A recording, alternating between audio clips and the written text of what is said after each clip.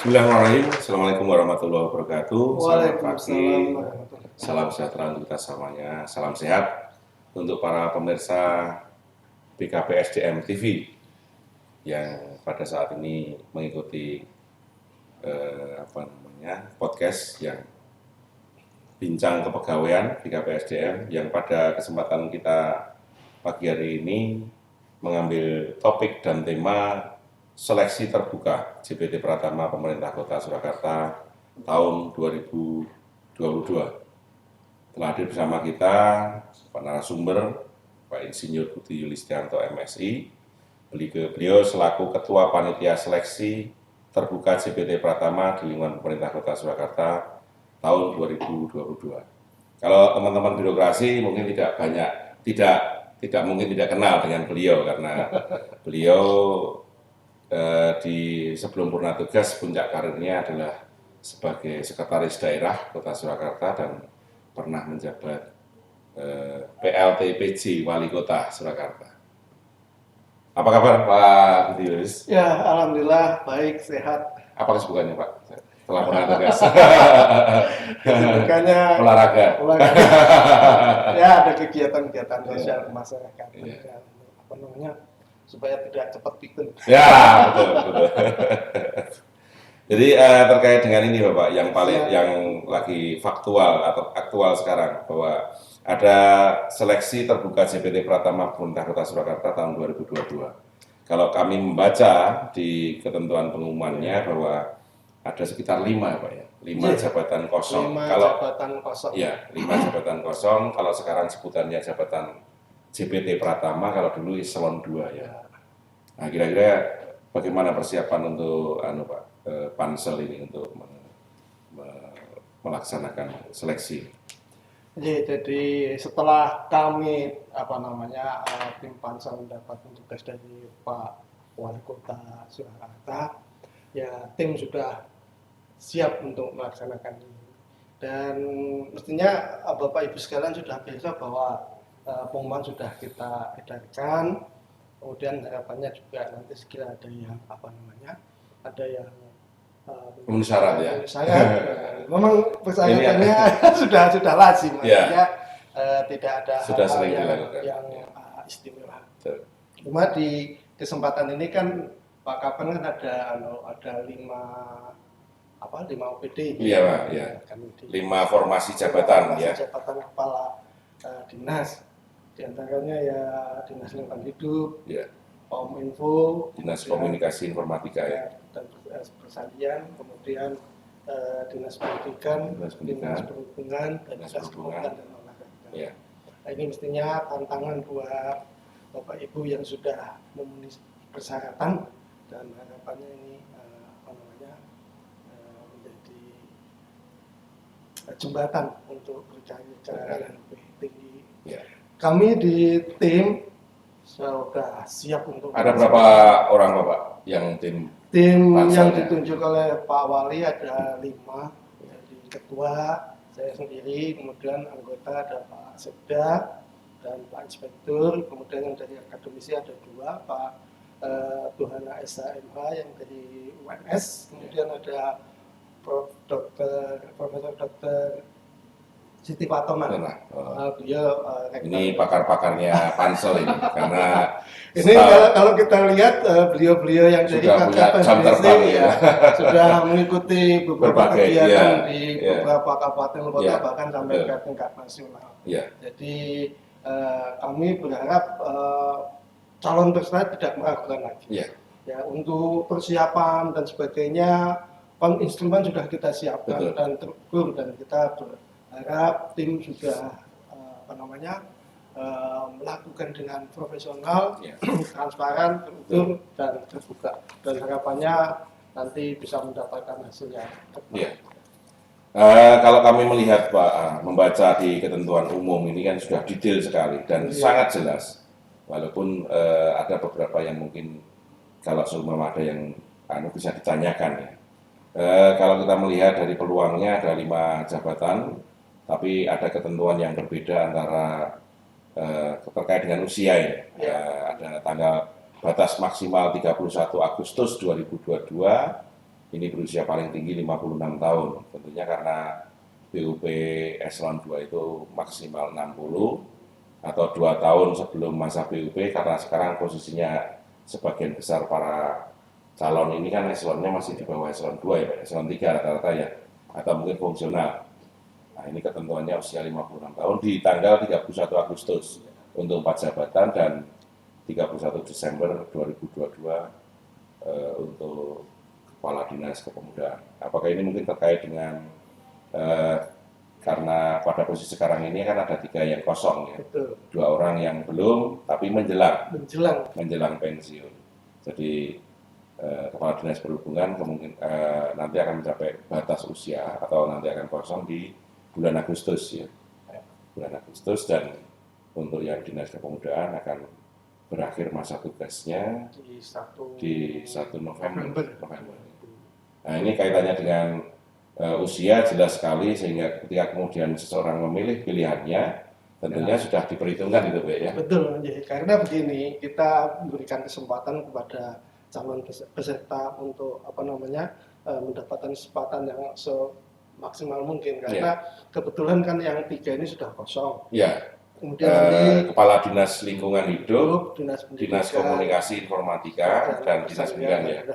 Ini tinggal mengisi saja. Tinggal mengisi. Kemudian yang Dinas Perhubungan ini kelihatannya nanti kemungkinan 1 Agustus kosong, sehingga teman-teman yang akan mendaftar ini ya diproyeksikan untuk mengisi itu ya. Ini di usia 56 tahun di bulan Agustus. Kemudian karena yang Dinas Kepemudaan dan Olahraga ini baru kosong nanti di 1 November, ini diambil dipersiapkan sampai 31 Desember. Ya, harapannya semua teman-teman yang kemungkinan usianya mepet-mepet masih bisa mengikuti. Betul. Masih ada kesempatan. Jadi karena ini sifatnya seleksinya terbuka dan kompetitif, semua mempunyai kesempatan dan hak yang sama. Tentunya disesuaikan dengan tadi ya, Pak ya. Karena waktunya kan masih ada 2 bulan, cukup. Nanti jadi teman-teman yang usianya masih bisa memilih sesuai dengan ini. Kemudian ada beberapa yang kami lihat di sini, Bapak, ada pengalaman tugas, memiliki pengalaman jabatan dalam bidang tugas atau fungsi yang terkait dengan jabatan yang akan diduduki secara kumulatif paling kurang selama 5 tahun.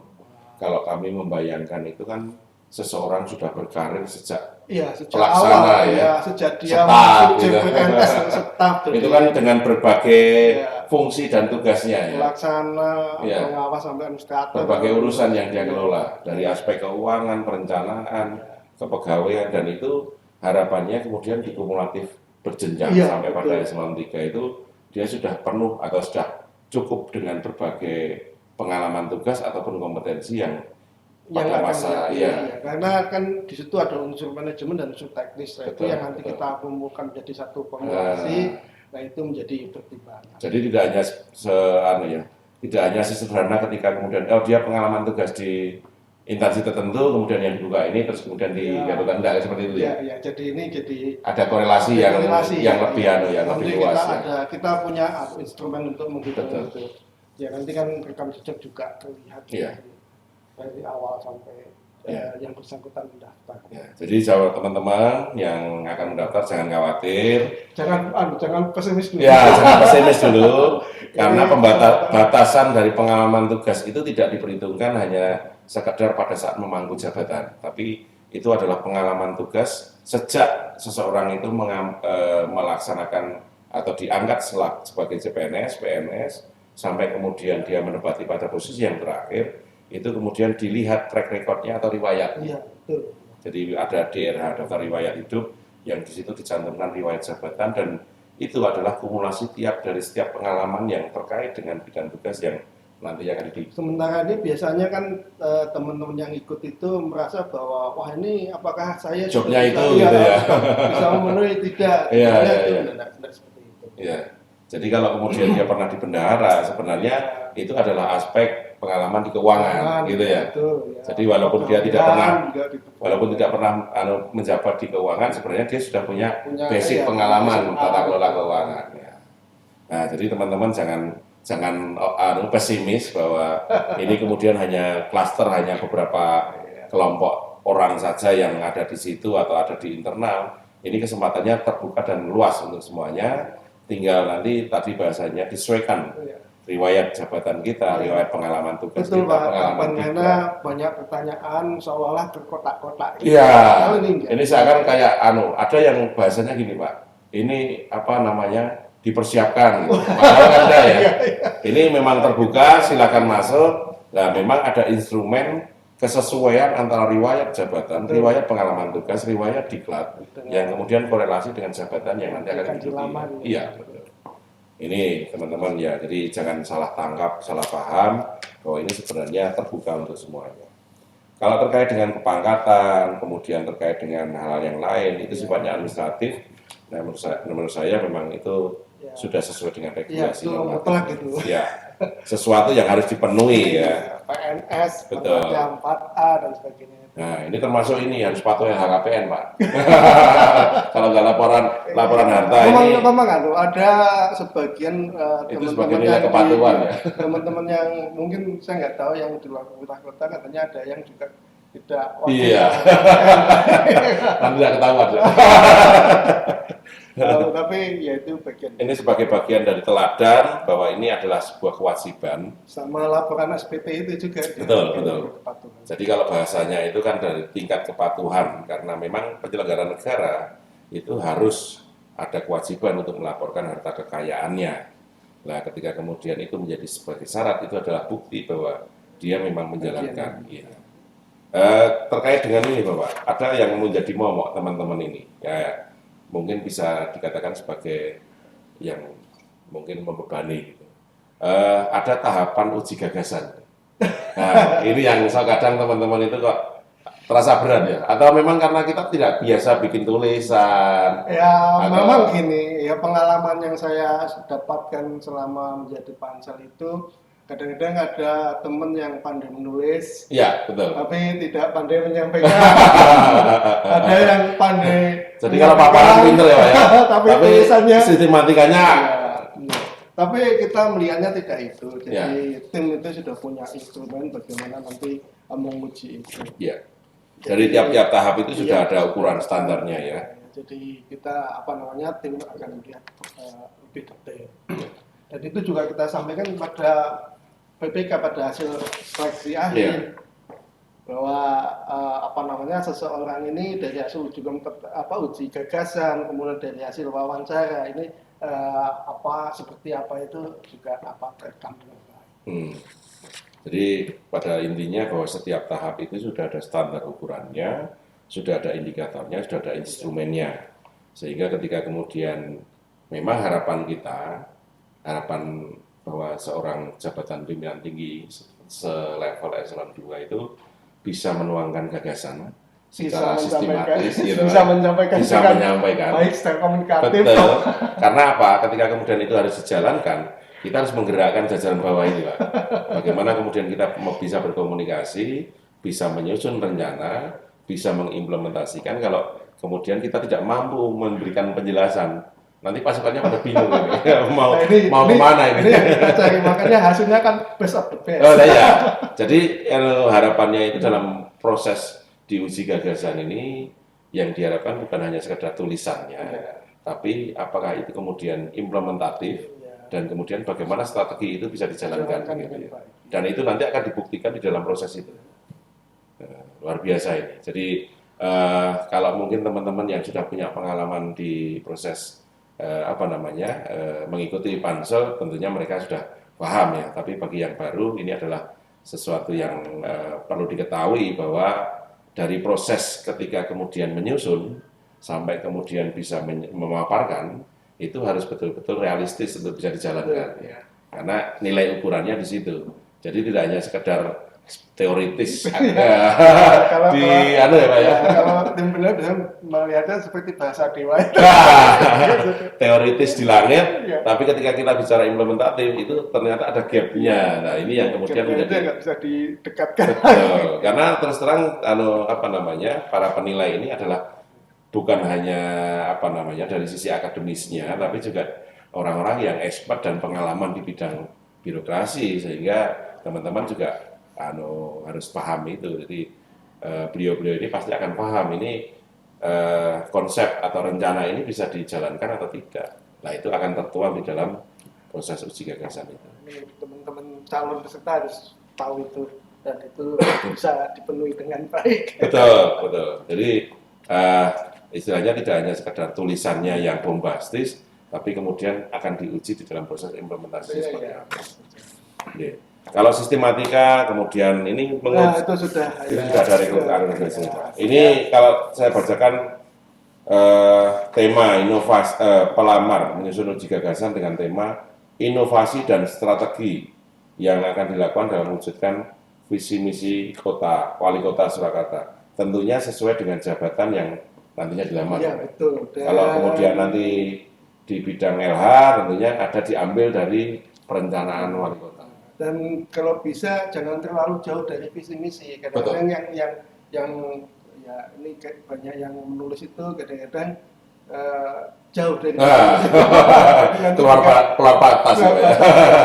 Ini yang kadang-kadang tim menilai ini juga ini tidak sesuai dengan apa yang tidak segaris ya dengan apa yang diatur Pak. Ya. Jadi sebenarnya kalau kita membaca ini sebenarnya sudah selaras. Jadi kalau kemudian nanti orang merencanakan menyusun strategi, kalau dia terpilih tinggal jalankan ya Pak ya. Betul. Ya ini ya yang tadi aspek aplikasinya tadi ya seperti itu. Jadi ini bisa dikatakan sebagai sebuah rencana kerja yang di dalamnya ada aspek inovasi dan aspek strategi. Nah ini teman-teman. Jadi tips untuk menyusun penulisan uji gagasannya di situ harus relevan dengan visi misi dan juga jabatan yang nanti akan dilamar atau jabatan yang nanti akan diminati dan bisa diimplementasikan. Iya, di situ harus ada muatannya inovasi dan strategi yang itu sifatnya harus aplikasi dan implementasi. Tidak kemudian hanya sekedar wacana atau gagasan tapi kemudian tidak bisa dijalankan. Nah, ini kunci nih, ini bocoran ini dari ketua panitia ini bahwa ini poin penting yang kemudian memang harus diterjemahkan. Nah, ini yang kemudian nanti akan dijadikan gagasan. Kalau kemudian tahap berikutnya ada proses assessment, kemudian ada juga rekam jejak. Ini nanti akan dijalankan oleh tim ahli, Bapak ya. Ahli ya, kita bekerjasama dengan NS ya. Iya, dari tim assessment ya, dari pihak ketiga yang nantinya akan membantu. Jadi prinsipnya adalah tim tenaga ahli ini membantu kinerja pansel dan itu nanti akan melaporkan hasil asesmennya kepada pansel.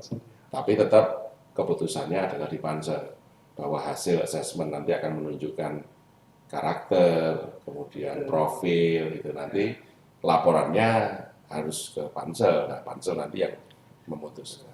Begitu ya Pak? Iya, dan itu ini juga perlu kami sampaikan kepada calon-calon peserta. Biasanya di uji kompetensi ini faktor fisik, faktor samata ya. Jadi biasanya kalau Bapak Ibu sudah akan ikut dipersiapkan dengan baik. Ya.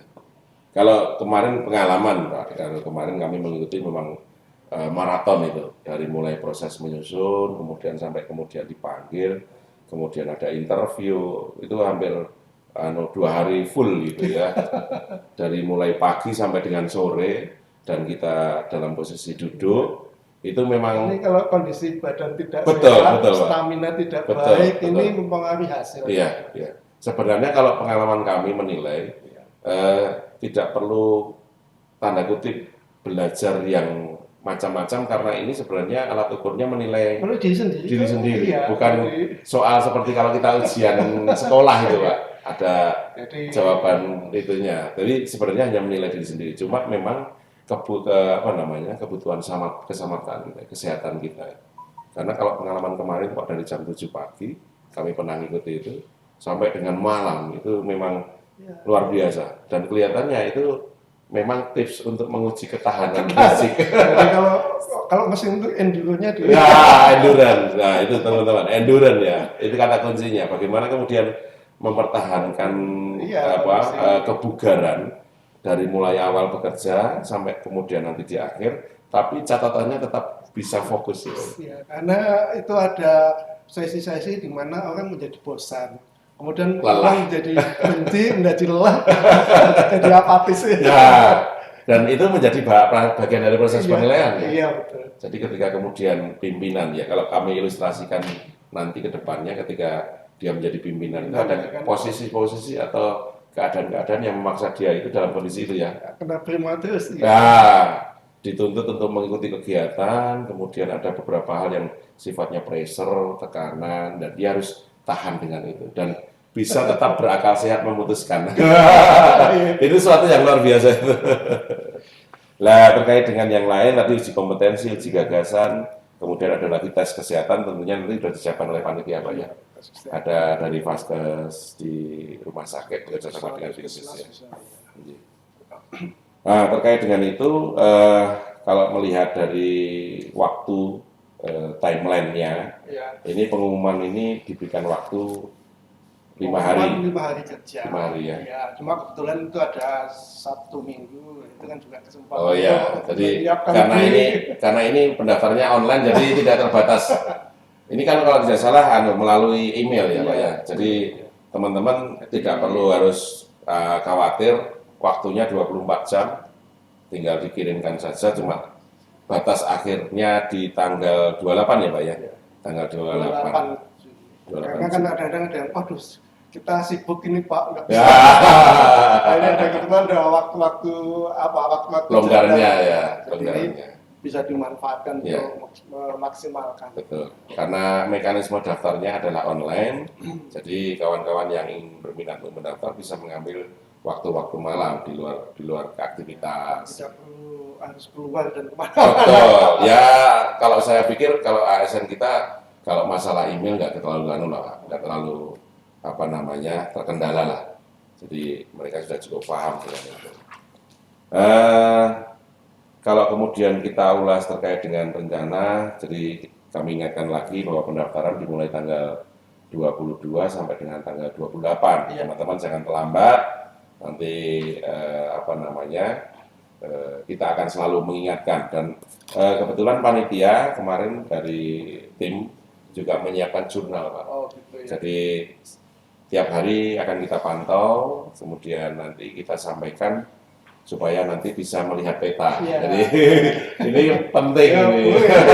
Ini strategi kok ya. Ya, jadi kadang itu juga sering terjadi kalau kita perekrutan CPNS. Iya. Jadi ketika formasinya satu, pendaftarnya berapa? Nah kalau kemudian itu berbasis pada kepeminatan, memang seseorang pasti akan mendaftar sesuai dengan yang diminati. Tapi kalau tadi berbagi strategi, kira-kira peluangnya yang besar di sini. Nah, disesuaikan dengan fashionnya juga. Iya, iya. Jadi batas akhirnya tanggal 28, jadi teman-teman semuanya bisa Ya, sampai 29. ya. Jadi tanggal 29, mohon maaf, ini kami perbaiki. Pendaftarannya secara online batas akhirnya tanggal 29. Ini tentunya karena online sampai dengan malam ya. Di 23.59. Jangan Berarti- normal. Nanti tanggal 29 Juni 2022 jam 23.49 59. Jadi kalau sudah kelewat 00 sudah jadi tanggal 3. betul. Jadi karena ini sifatnya online jadi teman-teman punya kesempatan yang cukup panjang. Kalau tadi bahasanya sudah dapat bocoran pertama terkait penyusun bagaimana kemudian uji gagasan bisa sistematis, implementatif, dan itu selaras dengan visi misi wali kota. Nah, ini kunci penting supaya apa? Karena ini nanti akan menjadi instrumen penilaiannya oleh para anggota pansel.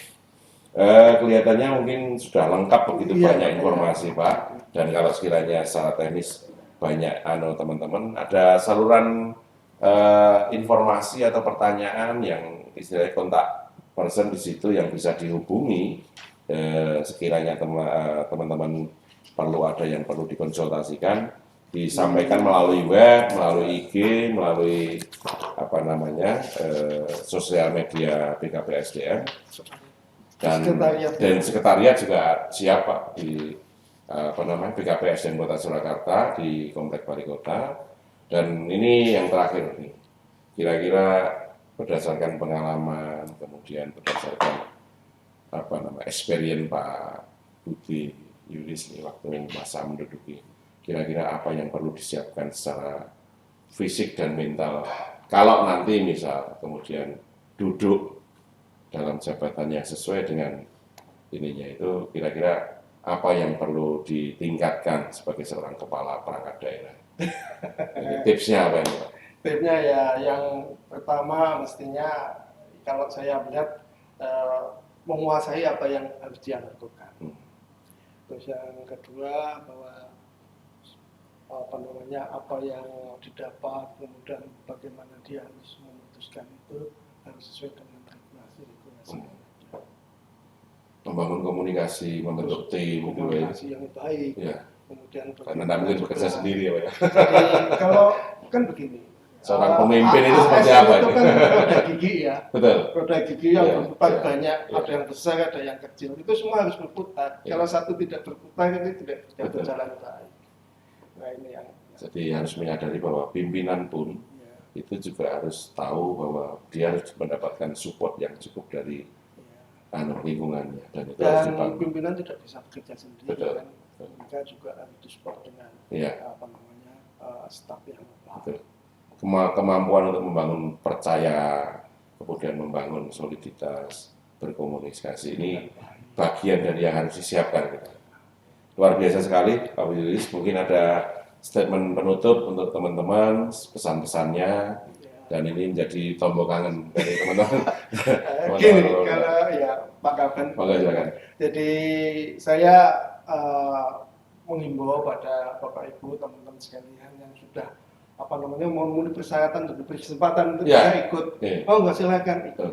Karena ini satu menguji kemampuan. Kemudian yang kedua juga banyak pengalaman yang didapat kalau bisa ikut ini. Karena ada uji kompetensi, ada uji gagasan, di mana penilaiannya secara terstruktur dengan terukur. Gitu. Nah ini kan kalau bisa masuk 3 besar. Nah, mestinya ini kan juga suatu hal yang capaian prestasi dan kinerja yang baik, dan ini karena itu sudah melalui proses tahapan yang panjang dan itu bahasanya itu kan berkompetisi dengan yang lain Pak ya. Ini kan mungkin itu bisa menjadikan pertimbangan. Nah itu nanti soal ini luar biasa ini masukan bagi kami yang mengelola SDM ini ya. Terima kasih Pak. Ini yang kan kalau sudah 3 itu kan semua terbaik semua. Betul. Dan peserta itu semua terbaik, tidak ada yang tidak ikut itu dia tidak mampu, semua mampu.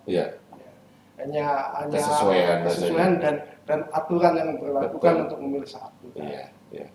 Ini sebuah rekomendasi dan saran pengalaman experience dari Pak Budi Yulis memberikan masukan kepada pengelolaan BKPSDM yang bertugas untuk menjadi pengelola SDM di pemerintah Kota Surakarta, bahwa proses kompetisi atau proses seleksi yang berjalan itu menghasilkan orang-orang best on the best ya. Ini memang karena dituntut seperti itu ya.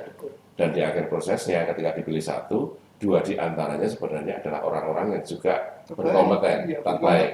Dan itu memungkinkan untuk menjadi referensi dan pertimbangan untuk kemudian dia direkomendasikan untuk masuk bursa. Dan itu bisa saja dipertimbangkan untuk penempatan pada jabatan-jabatan yang mungkin lebih tinggi atau mungkin yang sebagai bagian dari promosi. Kita berharap seperti itu. Ya, terima kasih. Luar biasa ini menjadi referensi kita, masukan, dan tentunya ini adalah sesuatu yang luar biasa. Berkenan beliau hadir untuk memberikan motivasi kepada kita yang muda-muda ini untuk bisa meneruskan apa yang sudah dibangun, disusun sejak dulu, dan kita tinggal menjalankan dan meneruskan, dan harapannya juga memberikan yang lebih baik dan menjadikan nanti ke depannya juga lebih baik. Terima kasih Pak Budi Yulis atas kesempatannya. Atas kesempatannya. Ini luar biasa ini. Luar biasa, saya masih bisa diundang. Ini mudah-mudahan Pak kita nanti punya kesempatan yang lain nanti. Karena gini, ini memang mungkin perdana Bapak. Teman-teman berpikir bahwa bagaimana upaya kita untuk meningkatkan kapasitas teman-teman kalau kemudian kita terbatas dengan metode klasikal. Nah ini ternyata ada perkembangan teknologi, tuntutan zaman. Nah mungkin kedepannya kita nanti akan membuat acara yang biasa ini. Iya. mudah-mudahan ini bisa ke depan. Ya, ya. Memang bukan hanya di Ya. seleksi Sesi seleksi ini ya. mungkin di yang lain juga. Di tema-tema yang lain, yang bisa. itu juga bisa menjadi rujukan referensi teman-teman untuk meningkatkan kesempatan untuk meningkatkan kapasitas mereka. Dan kami berharap itu bisa menjangkau ke seluruh ASN karena memang kewajiban kita untuk membuat program-program peningkatan kapasitas. Dan mudah-mudahan ini menjadi cikal bakalnya.